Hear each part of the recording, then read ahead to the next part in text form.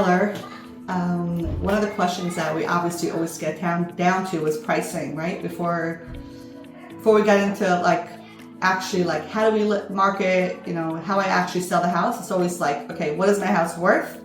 So I always like to tell the sellers, every broker has a different way of how they get to the number of what the home is worth, but I like to join the sellers in the process. And so they'll be, for many reasons, and one of the main reasons is because sometimes they just hear things imagine I have a house now that we're asking 1.8, and a lot of the neighbors are just saying, you know what, it's really worth 2.5. And I always say, I'm not going to deny that.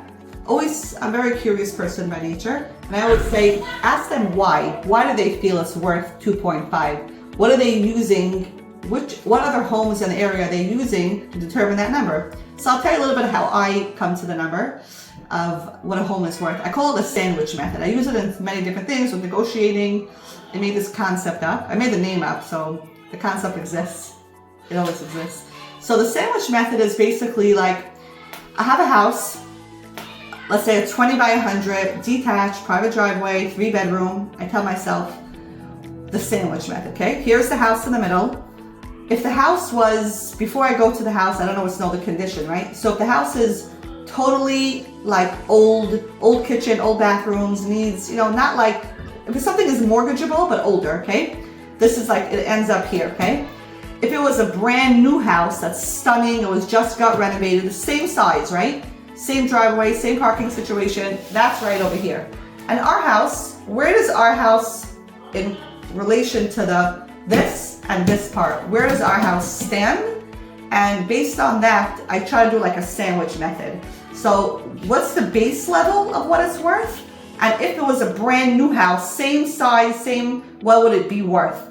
And then I say, okay, what are 3 to 6 homes that just sold similar to our home? Or in this, that's fully needs tons of work, or that's fully done?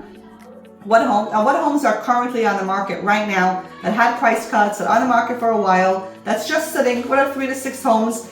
And I tell the sellers, let's pretend that we're a buyer in the market and we're coming in and we're looking at your home. If I have an option of buying a brand new home that's beautiful, same size like yours, but 1.5, I'm not going to pay $1,450 for yours. It brings it down to reality, and it shows them I'm not just picking a number. I'm not saying, hey, you want $2 million? Sure, I got you $2 million. Me and this team, our team in the office, we really try strategically very much to prepare comps and prepare the value of homes very well before we meet a seller. Because at the end of the day, homes that are priced higher are just sitting. And some homes that I think are worth this price, all of a sudden, after it's been on the market, I don't take into account, or I forget, or I didn't know that the neighbor next door is having a little, some issues, and there's police showing up in the house every day. Or I didn't take into account that, some other things. But at the end of the day, sometimes I could list a home and all of a sudden I'm okay, I tried this high because based on what I'm thinking, I listed at this price. And then I realized, 6 weeks later, 8 weeks later, I'm getting showings, I'm getting offers, but it's really worth $200,000 less based on what the offers I'm getting. So we can do a price cut then. Price cuts aren't bad. I think they can help, especially if we think it's worth a little more and you want to be a little bit out of the box, so there's no pressure to sell right then. So that's basically it. Today I introduced you to the concept of the sandwich method and the value of homes. Join us again.